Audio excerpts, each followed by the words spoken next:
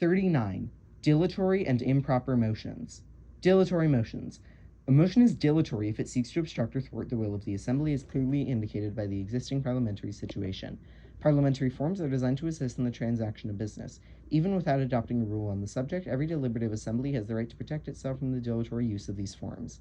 Any main or other motion that is frivolous or absurd or that contains no rational proposition is dilatory and cannot be introduced. As further examples, it is dilatory to obstruct business by appealing from a ruling of the chair on a question about which there cannot possibly be two reasonable opinions, by demanding a division, Chapter 29, on a vote even when there has been a full vote and the result is clear, by moving to lay on the table the matter for which a special meeting has been called, by constantly raising points of order and appealing from the chair's decision on them, or by moving to adjourn again and again when nothing has happened to justify renewal of such a motion.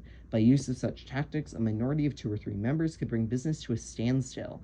It is the duty of the presiding officer to prevent members from misusing the legitimate forms of motions or abusing the privilege of renewing certain motions merely to obstruct business. Whenever the chair becomes convinced that one or more members are repeatedly using parliamentary forms for dilatory purposes, he should either not recognize these members or he should rule that such motions are not in order, but he should never adopt such a course merely to speed up business, and he should never permit his personal feelings to affect his judgment in such cases.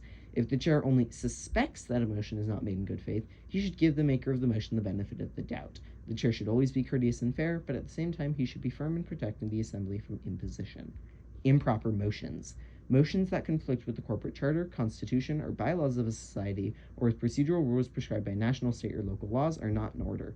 Note, however, see 1026(1) and the footnote there for exceptions. Back to reading, and if any motion of this kind is adopted, it is null and void. Likewise, apart from motions to rescind or to amend some previously adopted, Chapter 35, motions are not in order if they conflict with one or more motions previously adopted at any time and still in force. Such conflicting motions, if adopted, are null and void use unless adopted by the vote required to rescind or amend the motion previously adopted. Motions are also improper when they present practically the same question as a motion previously decided at the same session. In addition, motions are improper that conflict with or present practically the same question as one still within the control of the society, because not fully disposed of. See 9(7-11) and 38(8). If a conflicting motion were allowed in such cases, it would interfere with the freedom of the assembly in acting on the earlier motions when its consideration is resumed. No motion can be introduced that is outside the object of the society as defined in the corporate charter, constitution, or bylaws. See 56(18), unless by 2/3 vote the assembly agrees to its consideration. See 1026(2).